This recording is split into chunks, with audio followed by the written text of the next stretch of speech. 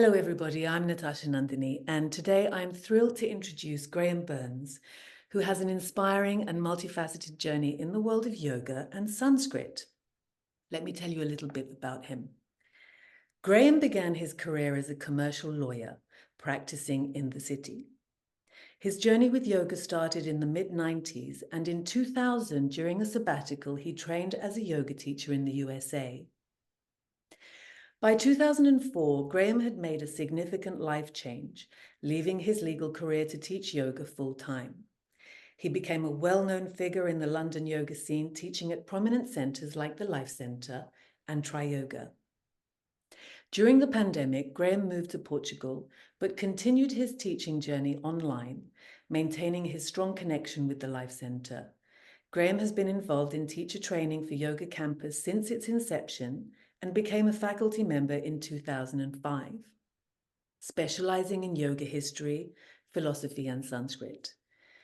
In 2008, Graham returned to academia, earning an MA in Indian religions and later a PhD in ancient Indian philosophy from SOAS, University of London.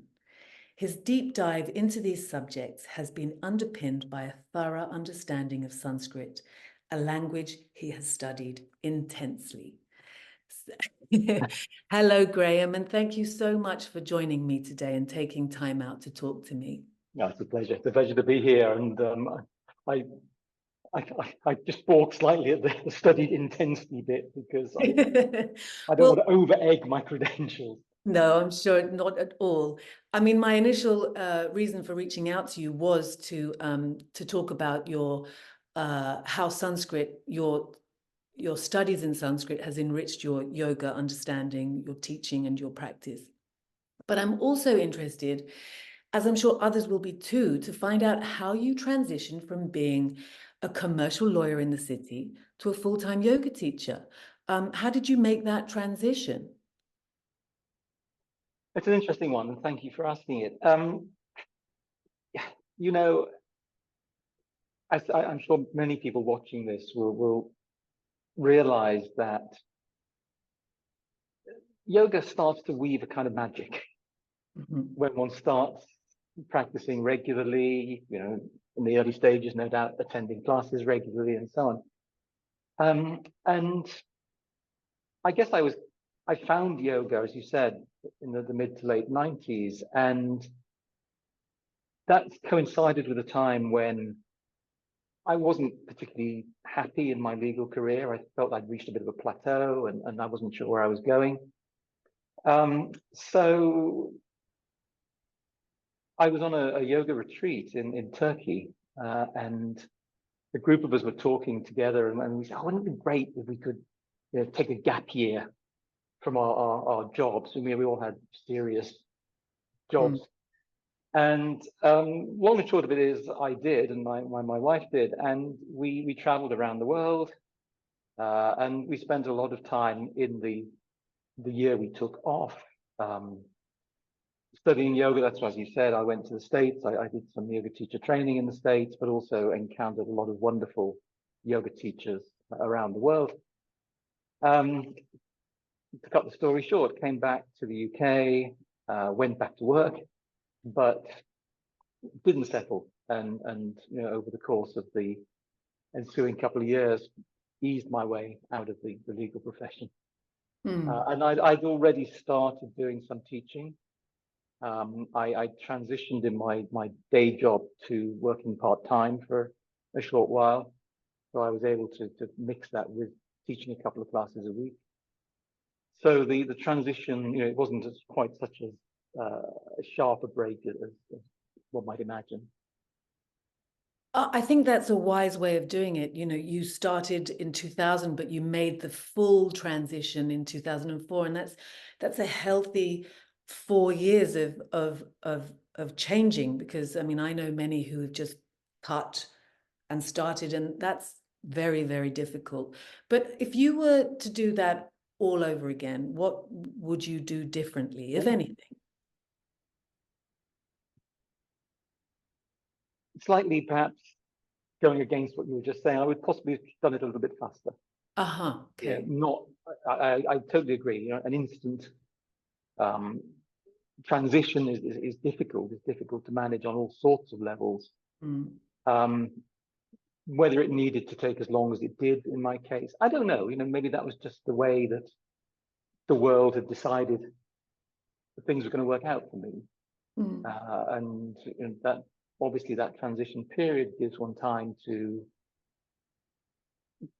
get used to the idea of moving from, let's be honest, a very well-paid job into a world, yoga teaching, which, as everybody knows, I think, is not well paid. Yes. Yes. So, there are obviously the time to make those transitions. I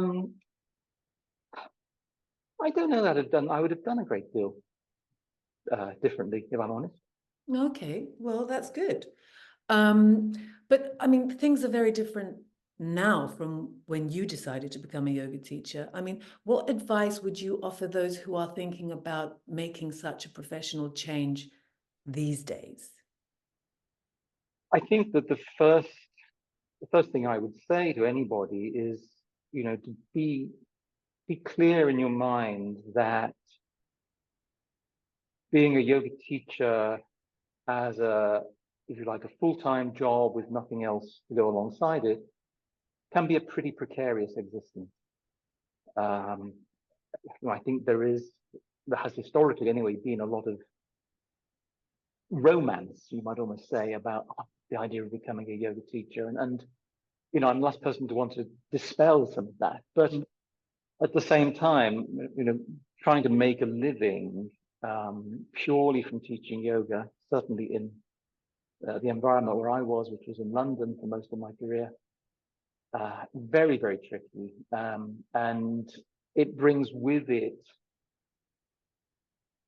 perhaps the second point that I would mention to people, the fact that one is pretty constantly giving out energy.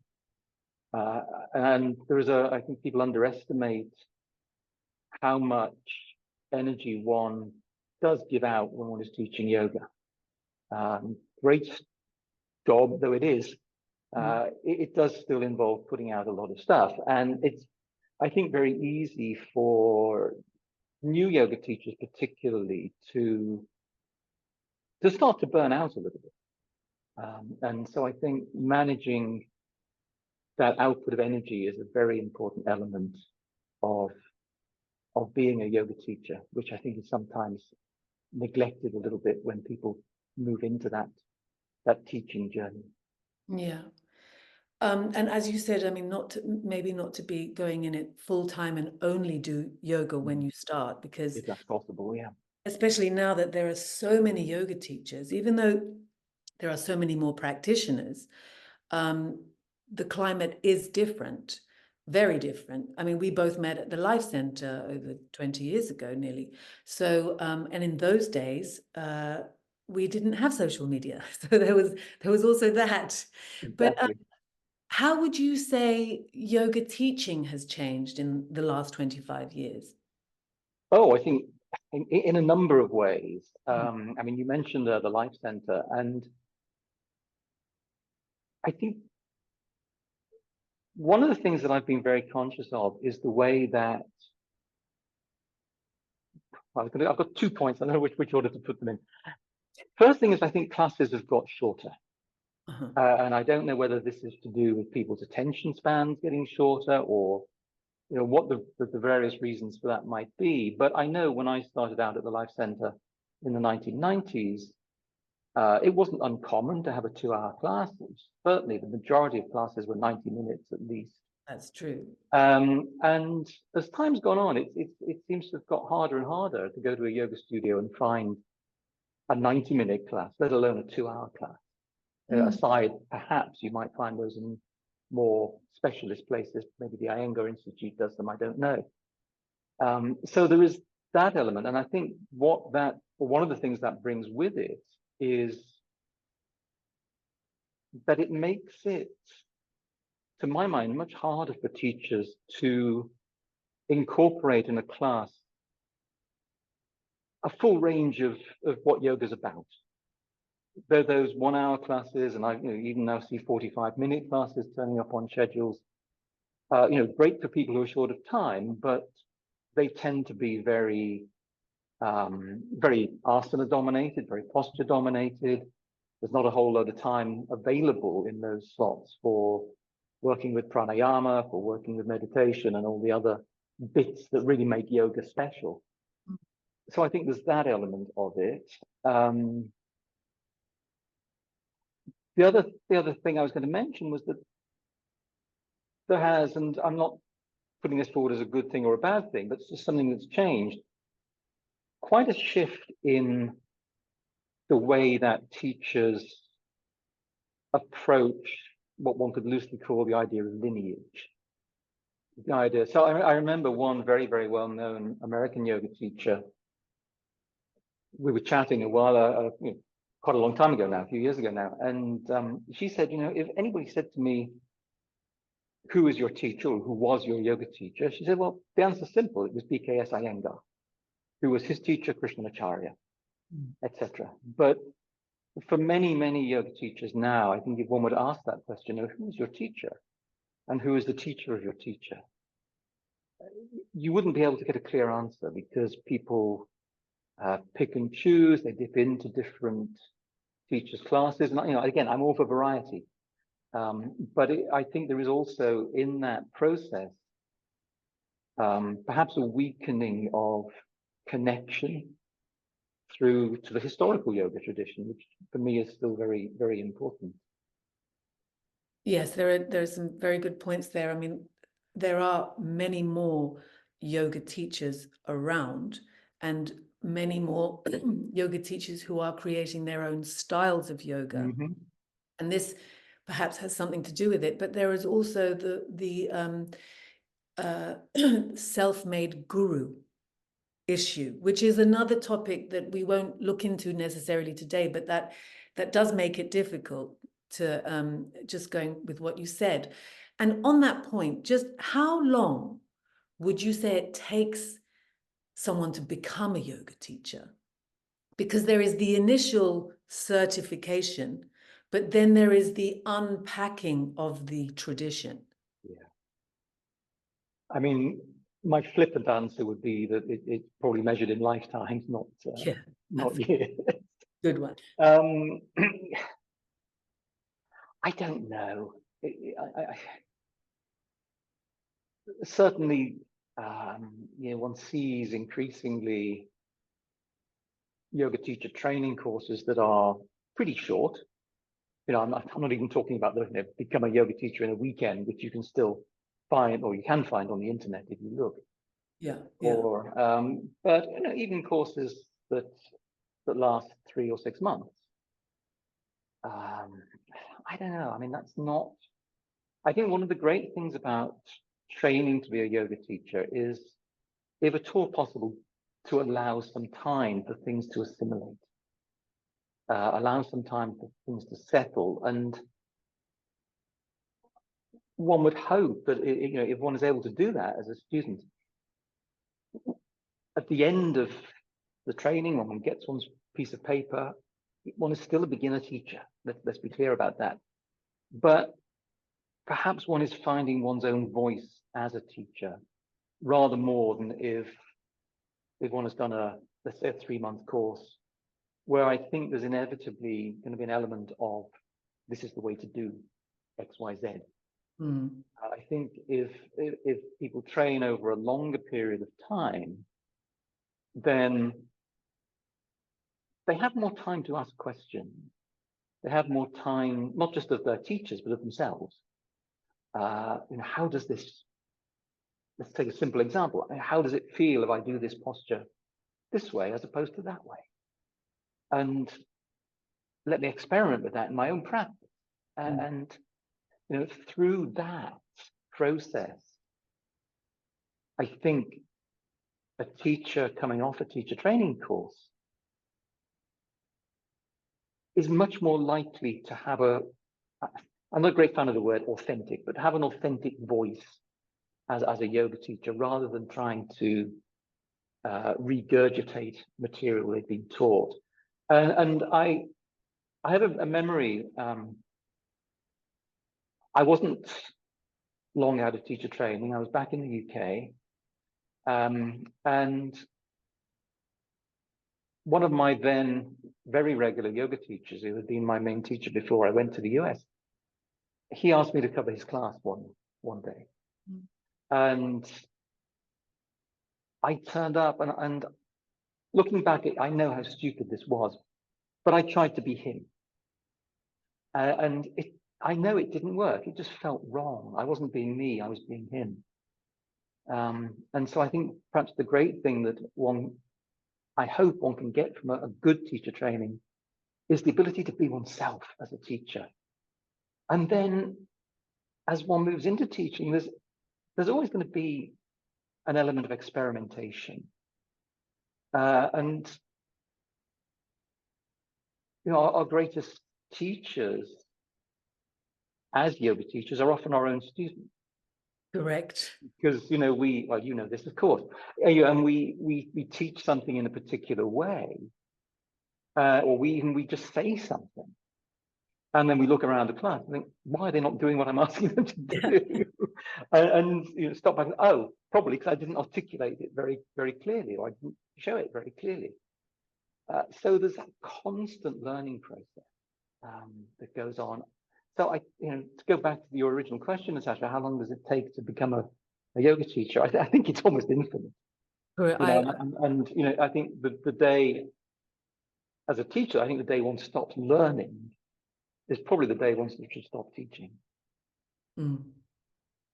I completely agree with you, Graham. I mean, you know, the more we learn, because as yoga teachers, we're always learning. We're always learning, and it's only when we realize that we actually know nothing. Like I have this imposter syndrome where the more I know, I was like, how can I call myself a yoga teacher?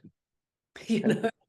But I think that's also a process, because when you start as a yoga teacher, you think you're prepared with all this knowledge, and I think it's also a process of regurgitating what one's own teacher has said, but even mimicking them, and that is something that has to be overcome as a process. But you're right, it is an infinite journey, and we'll be there till the end of time. Well, we might not be. Well, yes, to the end of our time. Yeah.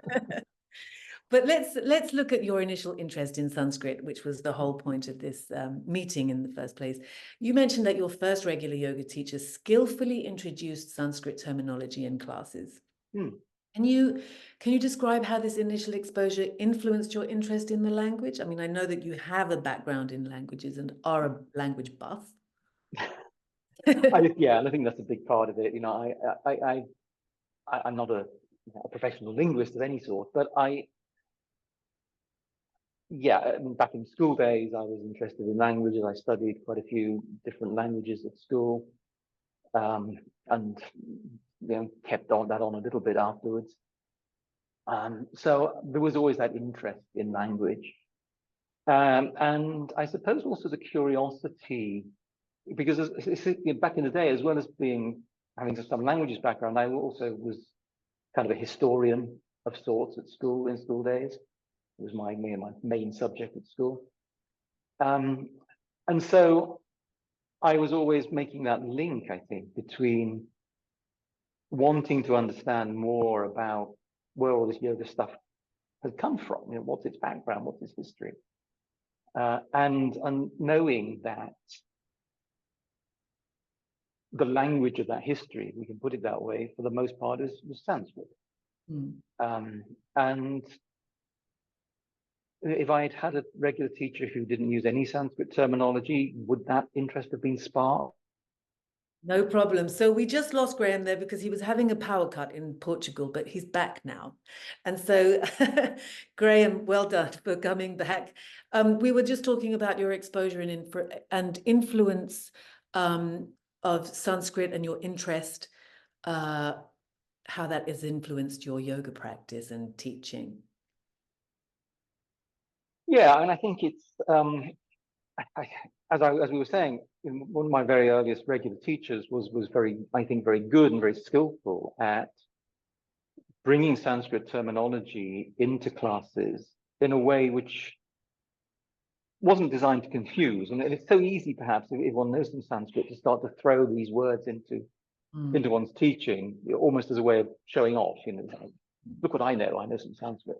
But he wasn't doing that. He was using posture names. He was using, you know, words like prana, which are difficult to translate accurately anyway into English, or at least can be translated in different ways into English. So he was bringing that terminology in, which then, of course, as we said, as I was saying, sparked my interest.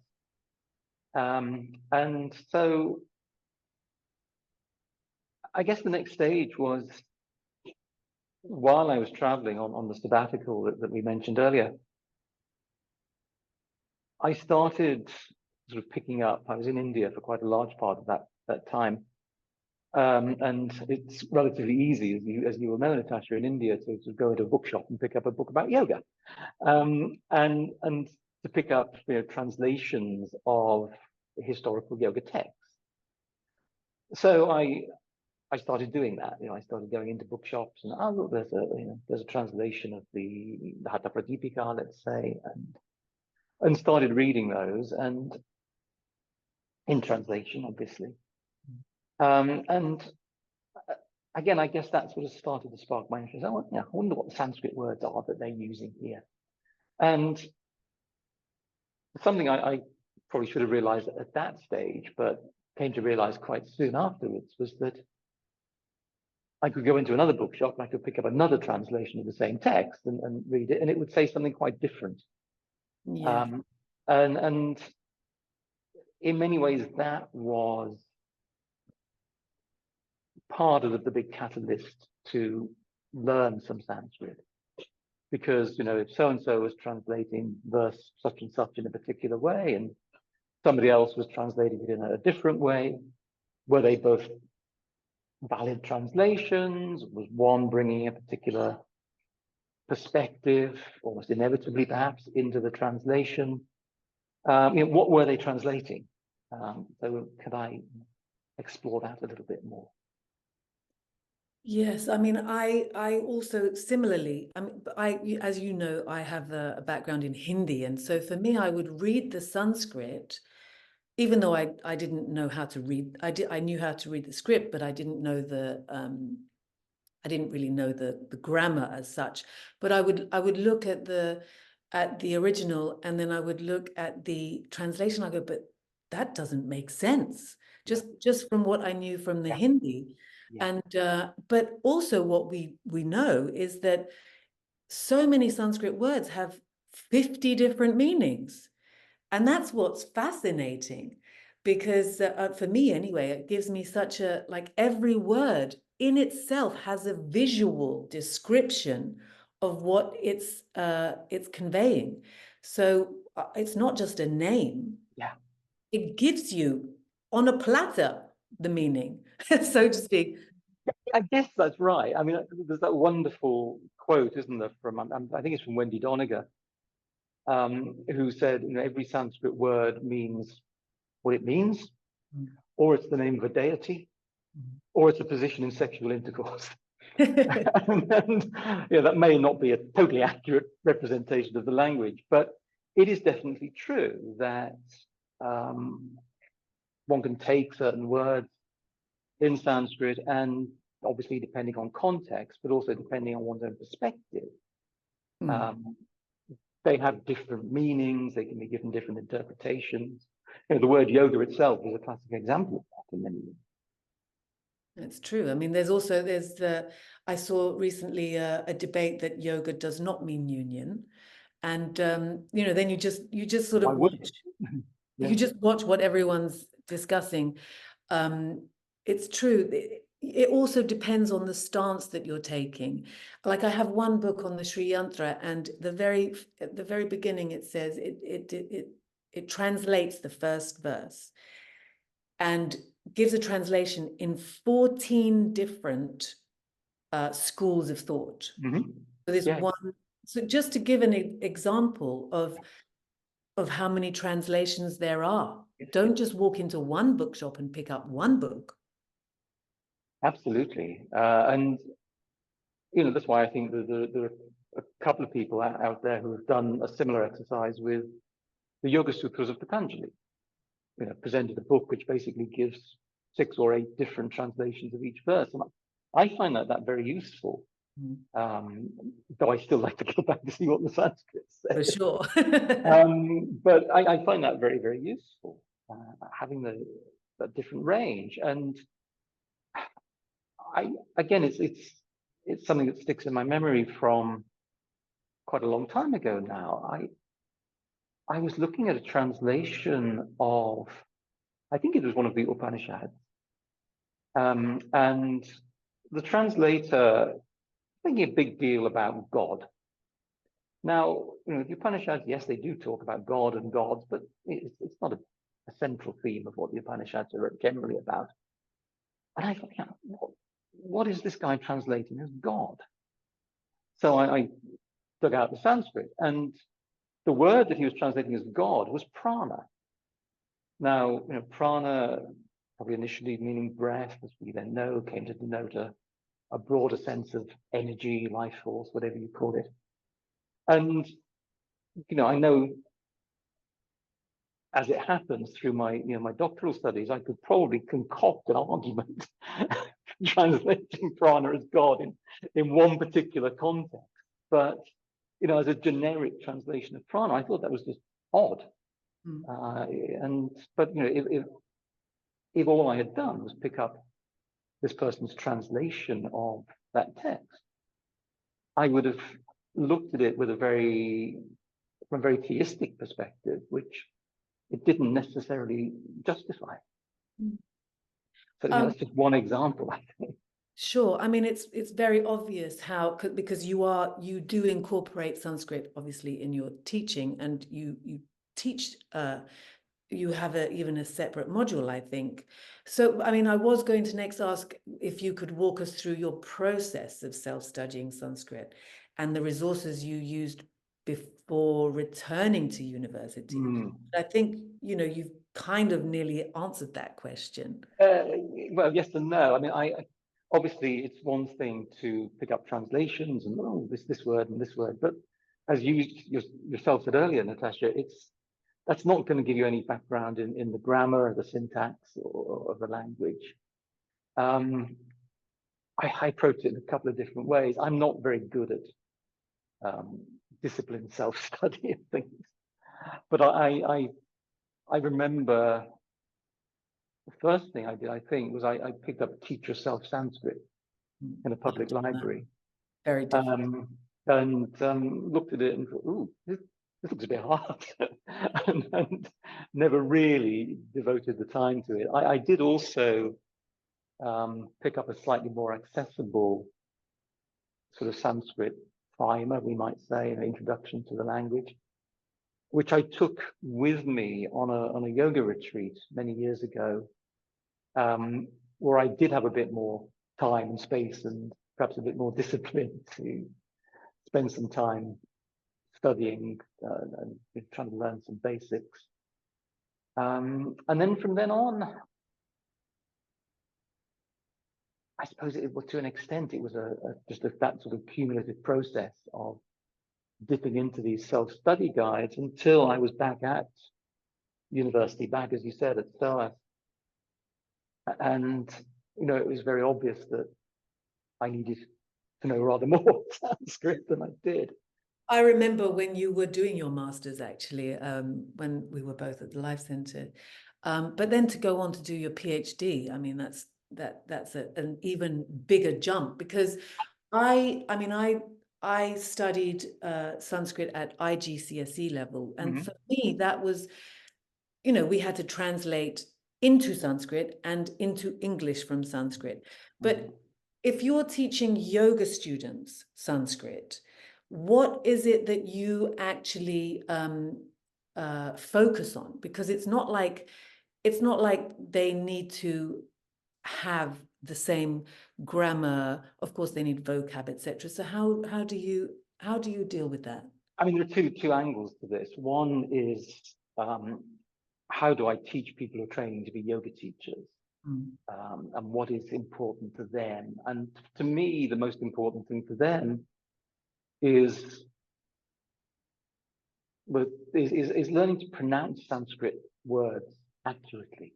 Correct. Yeah, I'm sure, again, you and probably many people watching this have got that experience of being in a class and hearing the Sanskrit so mangled that it's sort of, it really grates, which is a slightly precious approach, I suppose, but it does happen. And so for me, in within the ambit of a yoga teacher training course, we haven't got the time and the ability to teach people any grammar or syntax in Sanskrit.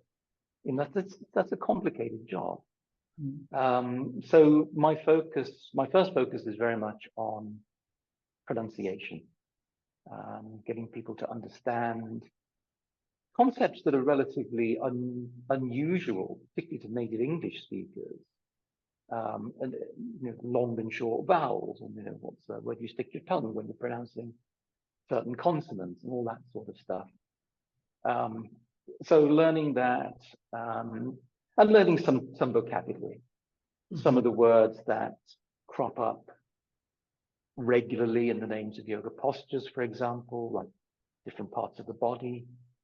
And so that's really my focus there. But then what I've done taking that on is a series of courses that I instituted a while ago now to introduce people more to the grammar and syntax of the language. So this is not part of any sort of training course. These are standalone things. And so we started, but what I've done with those is structure them around yoga texts.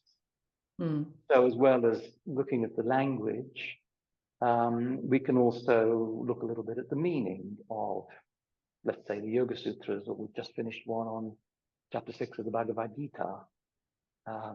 And I've been lucky with those courses, and that I have several people who keep coming regularly, so I feel like I'm able to move them on a little bit.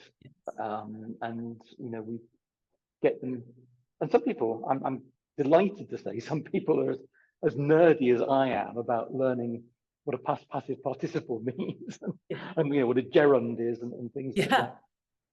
Well, the IGCSE, I remember. So, I mean, talking about the passive, just briefly, I think that that's an important part of Sanskrit, because Sanskrit loves the passive. oh yeah. And for me, I mean, if we look at how old the language is, and perhaps it was around in the golden age, to me, that passive is important. They also have it in Hindi. And so there's a sort of idea of how people were towards each other, or their state of mind, or how they interpreted things. For example, we say, John broke the glass. And there's a lot of blame in that. Whereas in Sanskrit, they say the glass broke, or the glass was broken by John. So the blame is indirect or secondary to the glass breaking. And I think that it may not seem to be important, but I think it has a lot in the way that the mind is structured. And I love that about Sanskrit. That's really interesting. I never really, I mean, I agree with what you say about the structure. I'd never really thought about it in those terms, but yes, I can see how that makes sense. There's so much of that in Sanskrit, which brings me to a question about, for me, I see Sanskrit as being extremely efficient and extremely economical. And would you say that learning Sanskrit has actually changed the way that your brain works? Well, I mean, I'm not, I think I'm probably the wrong person to answer that question. I think perhaps it has. But could I could I hand on heart say this is just to do with learning Sanskrit? I don't know. It could be for Yeah. all sorts of other reasons. But I do think that it's given me an even deeper understanding of the importance of accuracy and precision in language, in what I say, or what I write for that matter. It doesn't have to be oral. And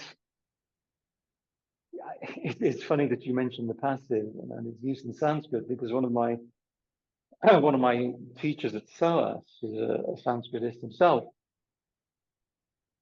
he had this great passion about getting people away when writing in English from using the passive. No, get away from the passive. Right. Keep it in the active voice. But it's I think it's sort of those sort of understandings of some of those differences even that have perhaps influenced the way that I convey things orally, and maybe even more the way that I convey things in writing. So, and I look back at, harking back to school days again, which was a long, long time ago, but the school I went to, our headmaster wrote Latin and Greek textbooks. And so he was very keen that those classical languages should play an important part in our curriculum. So I studied Latin at school for 5 years. Don't think I had any choice in that. I studied classical Greek at school for 3 years. I think some of that possibly was my choice. So I had, albeit decades ago, I had some background in classical languages. And when I came to Sanskrit, I found that incredibly helpful. Yes. Because I wasn't coming at it with no language background, or even just with a language background in, let's say, French or Italian or something. There were concepts, albeit buried deep in my brain somewhere, that I was familiar with, that when I encountered them in Sanskrit, I thought, oh yeah, I remember this, or something like this from Latin. And it's interesting, one of my regular students now on my Sanskrit courses is actually a doctor of linguistics, but is actually a teacher of classical Greek and Latin. And we have some fabulous conversations in our sessions on these courses, because I will say something about Sanskrit and she will say, oh yeah, of course, in Greek, as you will remember. I'm thinking, no, it was 40 years ago, but as I might have remembered. So maybe there was already what I'm trying to say, I suppose, maybe there was already a seed of that sort of different way of thinking buried deep down, that was perhaps taken on even in my legal career, when expressing things, and I know the stereotype of the lawyer is obfuscated, but that wasn't the way that we worked with things. Where I was working, we would try to make things very clear in the documents we were drafting, and I was working in a field where the smallest mistake could cause a loss of many, many millions of dollars or pounds or whatever. Yeah. So I had that background in clarity of expression. But I think studying Sanskrit has again taken that perhaps on to another level.